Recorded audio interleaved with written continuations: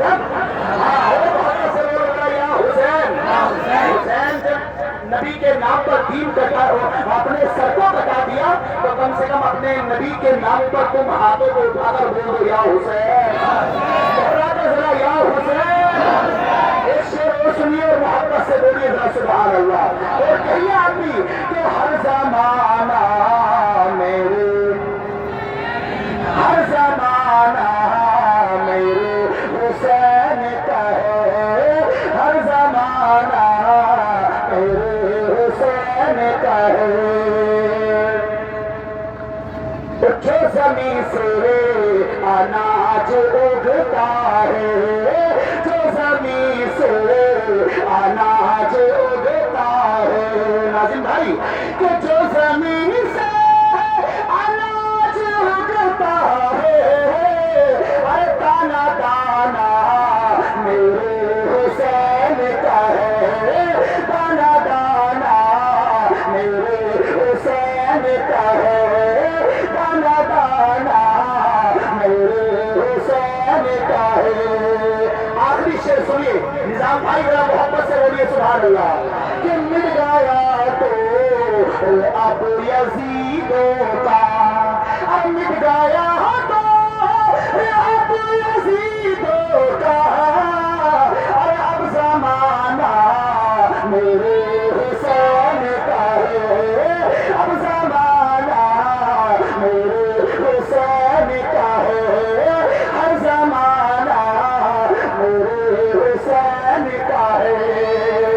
حسین اعظم رضی اللہ تعالی عنہ نے یہ رات بڑی بابرکت اور بڑی باعظمت رات ہے. اس رات میں حسین اعظم نے اپنے ساتھیوں سے ارشاد فرمایا تھا اے میرے چاہنے والوں میری اجازت ہے تم جانا چاہتے ہو تو چلے جاؤ. کیا کہا؟ تم جانا چاہتے ہو تو چلے جاؤ. تو نبی کے دیوانوں نے عرض کیا اے حسین اعظم کیا کل قیامت کے دن آپ ہماری شفاعت فرمائیں گے اگر ہم چلے جائیں؟ تو نبی کے نواسے نے کہا تم چلے جاؤ گے تب بھی میں تمہاری شفاعت فرماؤں گا. کیا فرماؤں گا؟ تمہاری شفاعت فرماؤں گا.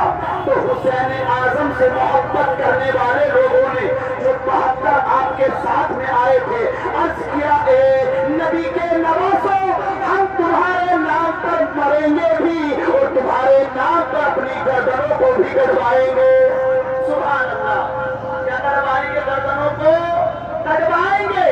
اس لیے حضرات حسین اعظم نے کربلا کے میدان سے 10 محرم شریف کو ایک یہ اعلان کیا تھا کہ جب امام حسین کا سر سجدے میں جا رہا تھا تو ظالموں سے کہا تھا کہ ہٹ جاؤ مجھے آخری بار اپنے خدا کی بارگاہ میں اپنی پیشانی جھکانے دو.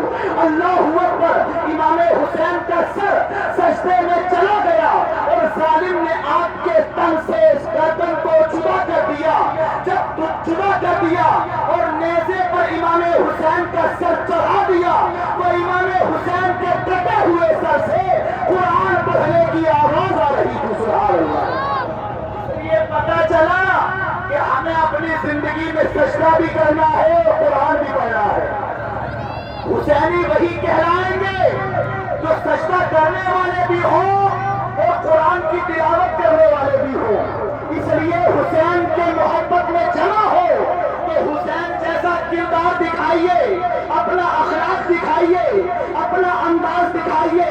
اس لیے کہ جوانوں کے لیے بھی پیغام دیا تھا امام حسین نے اور ہماری ماؤں بہنوں کے لیے بھی پیغام دیا تھا. وہ پیغام کیا تھا 2 منٹ کے اندر سنیے گا. ہماری اسلامی بہنیں جو اپنے گھروں پر چھتوں پر رہ کر کھڑی ہیں ان سے گزارش ہے کہ جب امام حسین کا سر کٹ گیا تھا اور یزیدی دربار میں آپ کا قافلہ جا رہا تھا تو امام حسین کی بچی حضرت سکینہ نے کسی شخص سے کہا تھا کہ میرے کٹے ہوئے میرے باپ کا کٹا ہوا سر قافلے سے دور لے جاؤ. تو اس شخص نے کہا تھا اے سکینہ اپنے باپ کا کٹا ہوا سر قافلے سے دور کیوں بھیج رہی ہے؟ تو سکینہ کا جواب سنو. سکینہ نے کہا ان یزیدی ظالم کتے جو ہیں ہمارے باپ کے چہرے پر نظر بعد میں ڈالتے ہیں, یہ پہلے ان کی ہوتی ہے. اس لیے میرے باپ کا کٹا ہوا سر قافلے سے دور کر دو. میرے باپ کا سر دور ہو جائے یہ گوارا ہے. کسی غیر محرم کی نظر ہماری عورتوں کے چہرے پر پڑ جائے یہ ہمیں گوارا نہیں ہے. سبحان اللہ.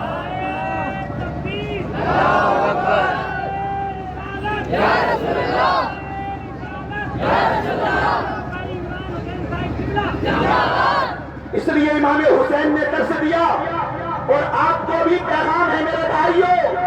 اگر تم اپنی بہن سے محبت کرتے ہو تو 10 محرم کو اس کا ہاتھ پکڑ کر کے یہ کہہ دو کہ بیٹی آج میلہ دیکھنے کا دن نہیں ہے بلکہ اس رات میں حسین اعظم کی گھر کی عورتیں دعاؤں میں ہاتھ اٹھا کر کے اللہ کی بارگاہ میں یہ تمنائیں کر رہی تھی, اے مولا ہمیں کھانا اور پانی کی ضرورت نہیں ہے بلکہ ہمارا سر لے لے مگر تو آج اپنے نانا جان کے دین کی حفاظت فرما لے. سبحان اللہ. اس لیے حضرات جوانوں سے بھی گزارش ہے کہ تمام خرافات تمام برائیوں سے بچ کر کے اپنی زندگی گزاریے گا. جب آپ حسینی ہیں تو آپ کے کام حسین جیسے ہونے چاہیے تاکہ آپ کو کوئی دیکھے تو یہ کہنے پر مجبور ہو جائے کہ نبی کے نواسے کے غلام اتنے اچھے ہیں تو پھر نبی کتنے اچھے ہوں گے.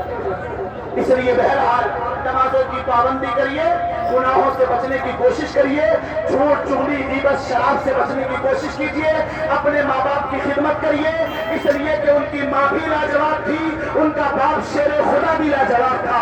ان کا باپ علی شیر خدا جس کے تعلق سے حضور نے کہا کہ میں علم کا شہر ہوں اور علی اس کا دروازہ ہے. سبحان اللہ.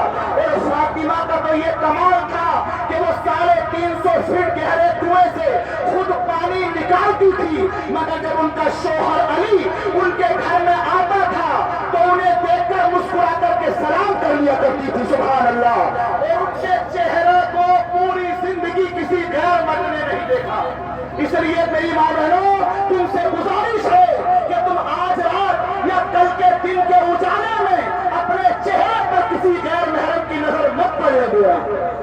اور آپ سب کی بھی حفاظت ضرورت ہے کہ آپ حضرات دین کی حفاظت کے لیے ہمیشہ کھڑے رہیں, اپنی مسجدوں کو آباد کریں. اس لیے کہ ظالم چاہتا ہے کہ مدرسے کو مٹا دیا جائے, قرآن کو مٹا دیا جائے, آپ کی مساجدوں کو اجاڑ دیا جائے. مگر صاحب یہ دین وہ ہے کہ جب 72 تھے, جب ظالم 22,000 نہ مٹا سکے تو آج تو مصطفیٰ کے غلام کروڑوں ہیں. انشاءاللہ یہ دین نہ قیامت نہ اب تک مٹا ہے اور نہ قیامت تک مٹایا جائے گا.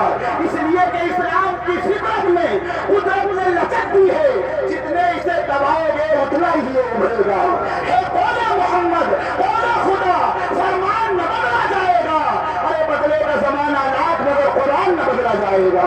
اللہ تبارک و تعالی ہم سب کو عمل کی توفیق عطا فرمائے. کلمہ شریف پڑھے لا الہ